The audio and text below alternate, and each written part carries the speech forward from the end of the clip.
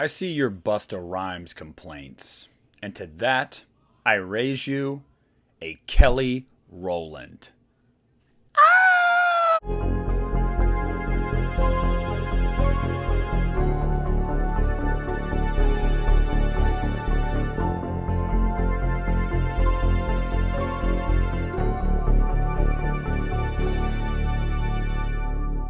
What's up, everybody? Happy Friday the 13th. This is Nick from the Lost River Drive-In. It's weird. I am uploading on a Friday. Crazy, right? Yes, I took some vacation time this weekend. I was supposed to go out of town. We did not.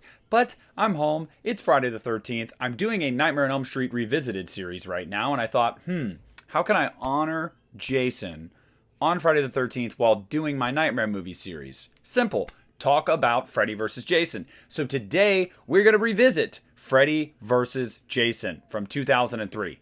And without further ado, let's get right into it. Basically, the plot is Freddy is in hell. He has been vanquished and he cannot invade people's dreams anymore. No one thinks about him anymore. He has no power.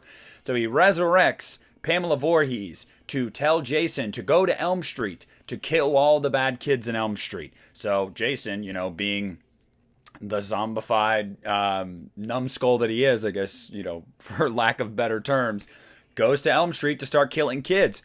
Well, when that happens, Lori and her group of friends immediately start to think about Freddy Krueger. The town of Springwood starts talking about this must be Freddy Krueger. Same street, same house. That was the plan all along. Have Jason mow down these kids in Springwood so everyone starts to think it's Freddy Krueger.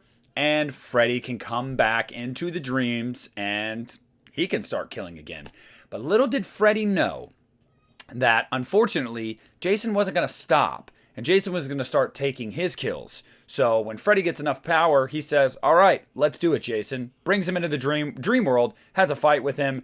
And then they have a fight in the real world at the end, where there is no clear winner and credits roll. And that is essentially the plot of Freddy vs. Jason.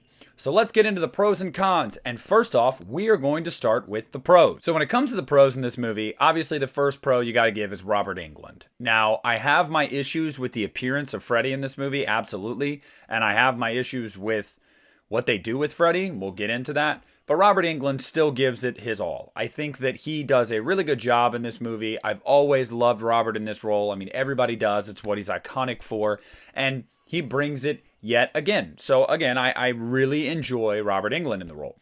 I like some of the kills here.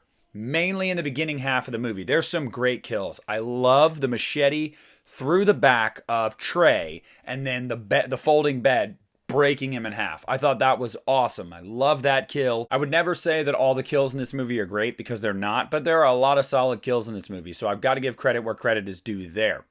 I also want to give credit to the cinematography. Now, this is not really to the director. The cinematography is really nice in this movie. I like how polished this movie looks. I like how they play on different color schemes in the dream world, in the real world, at Camp Crystal Lake, in hell at the beginning. I love some of those. The reds, the blues, the greens. It really, really adds to this movie. And it really, every time you're watching a scene, whatever emotion you're supposed to be feeling, whatever thought you're supposed to be having, it is conveyed properly through what you're seeing on screen and how that feels. The atmosphere is set. And I really, really do like that. I gotta say, for the most part, I do enjoy the characters, most of them.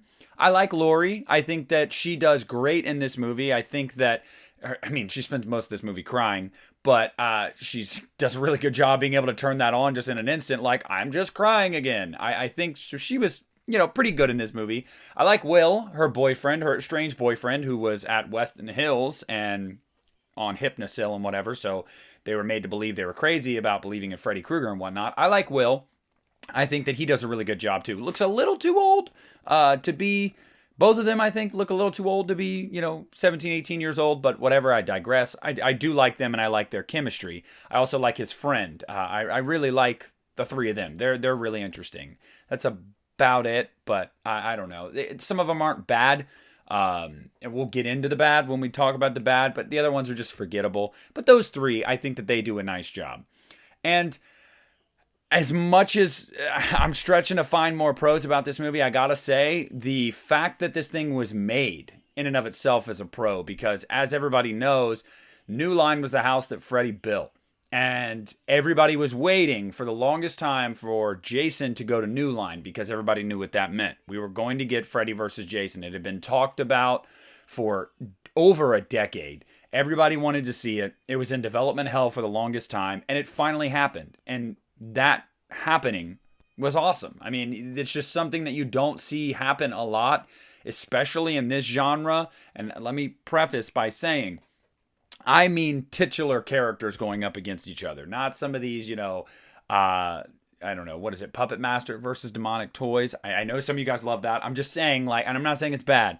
I'm just saying that you don't see this a lot. Where has Michael versed anyone? Has Pinhead? No. So it was really cool to get these together. That was a very long-winded way of saying that, but my point stands. And the final pro that I have off the top of my head is I really do love the final showdown for the most part. I think it is as epic as you would expect it to be. I think there's some great scenery at Camp Crystal Lake. I really do. And I think that overall, that fight is what I expected it to be. I think it's fun. I think it's action-packed. I think Freddy's got some great one-liners. There's some good, memorable moments in it. And the ending is left ambiguous enough to where you could say, I mean, who won really? So I really do enjoy the climax of this movie. But I don't have to stretch so much to find some cons. So let's get right into the cons. And the first con, my God, Kelly Rowland. Holy shit. Okay, I'm just going to say right off the bat, I just don't think she can act. And I know what this was, mid to late 90s, early 2000s. Everybody was trying to get musical artists into their movies, popular ones, because they thought it would help drive box office. It would get the kids in there. You're not wrong. I mean, I'm sure it did work, but at least make sure they can kind of act. As shitty as Busta Rhymes was, I don't think it was necessarily acting. I think he played the role just fine. It was just his character it sucked and the dialogue was terrible. But this is just bad. I mean, she's unbelievable with her line delivery. She has an absolutely cringeworthy moment with Freddy near the end of this movie that wouldn't fly today and probably shouldn't have flown at any period in time because it just sucks. I mean, it's so bad. Yeah, she sucks. That's what I got to say about that. Freddy and Jason, another con. And you're going to go, whoa. You said it was a pro that this movie even got made, Nick. What the hell? No, yes, it is. However, you got to get these two right. And they didn't. I don't like Freddy's look all that much. It's not bad. I do love the Demon Freddy at the end with all the red where he comes out of the lake, after Laurie. That was awesome. I love that look. That's the best look of Freddy in this movie. I don't like the look of Freddy in this movie. I don't hate it, but it's just whatever. And then Jason. Oh my God. It should have been Kane Hodder. We know that. Everybody agrees it should have been Kane Hodder. This guy, bless his heart, he is so wooden. He's a statue. I don't like the way it looks, and I don't like what they do to the character.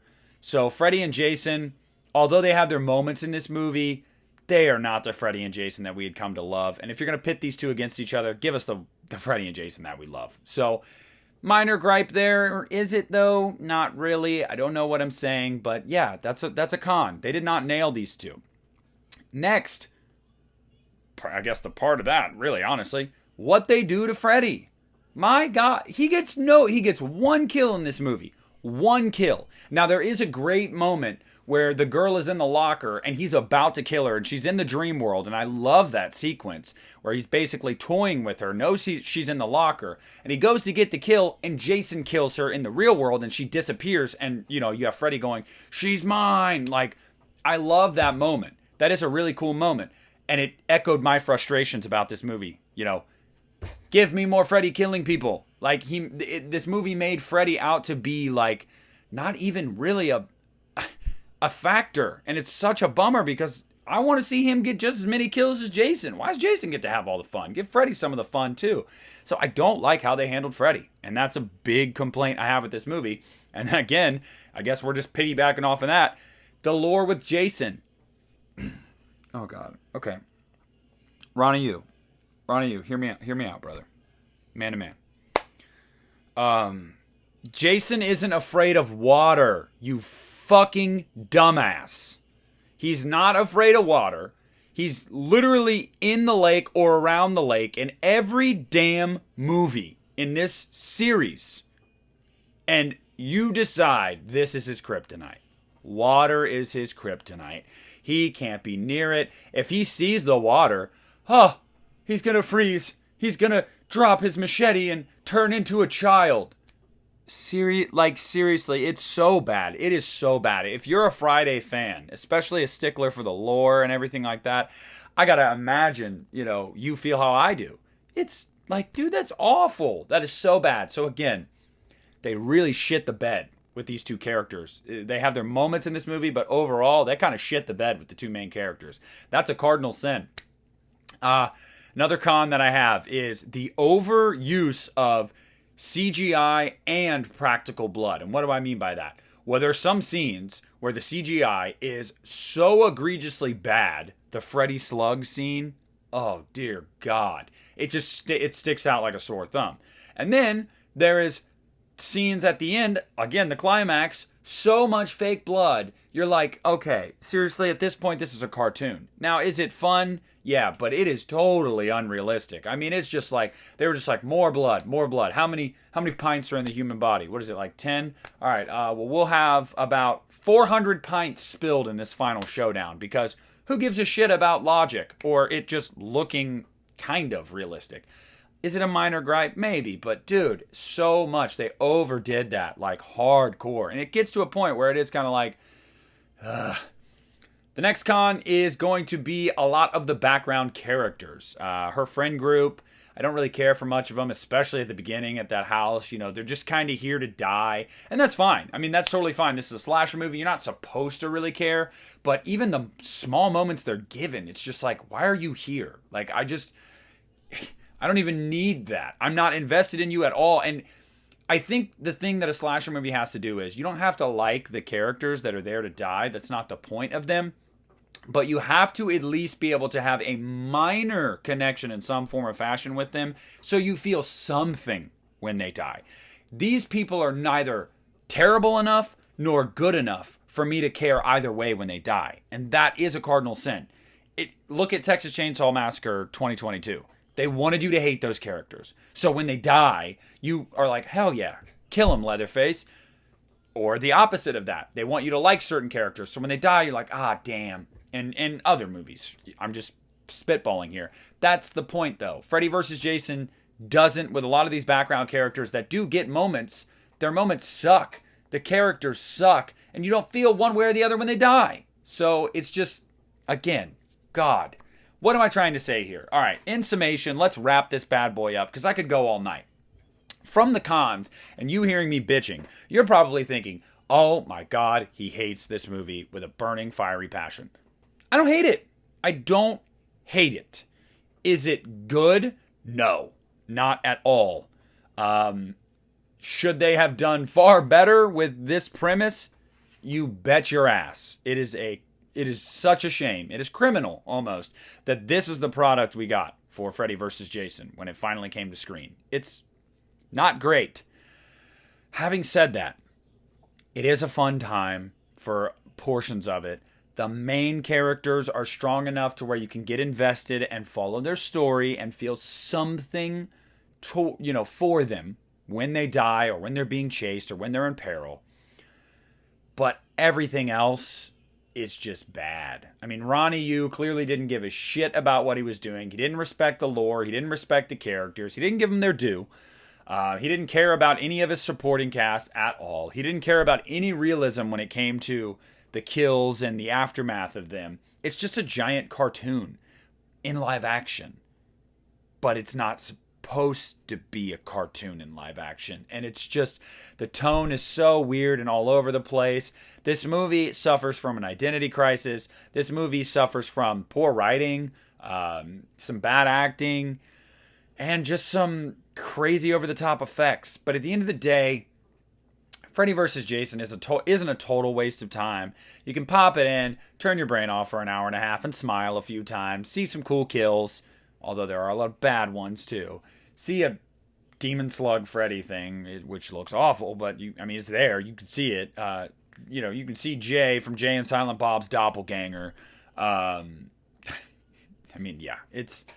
really isn't great. But But for the fun aspect of it, for the lead characters, and just for the fact that it happened, I'm going to give Freddy vs. Jason 2 out of 5 stars. It is barely watchable. Watchable. Wouldn't recommend you purchase it and watch it regularly, but I guess I would say I'd give it a pass and say it is watchable. So that's going to do it for this episode today, which is Freddy vs. Jason Revisited. Thank you guys so much for watching. Please comment down below. Let me know what you think of Freddy vs. Jason. Let me know why I'm wrong or why I'm right. Please like the video, subscribe to the channel if you haven't already, follow me on social media, check me out on patreon.com at the Lost River Drive-In, the best way to support this channel and support me, which I very much appreciate all of you who do so. And that's going to be it. So happy Friday the 13th, everybody. Don't go to Camp Crystal Lake. It's got a death curse!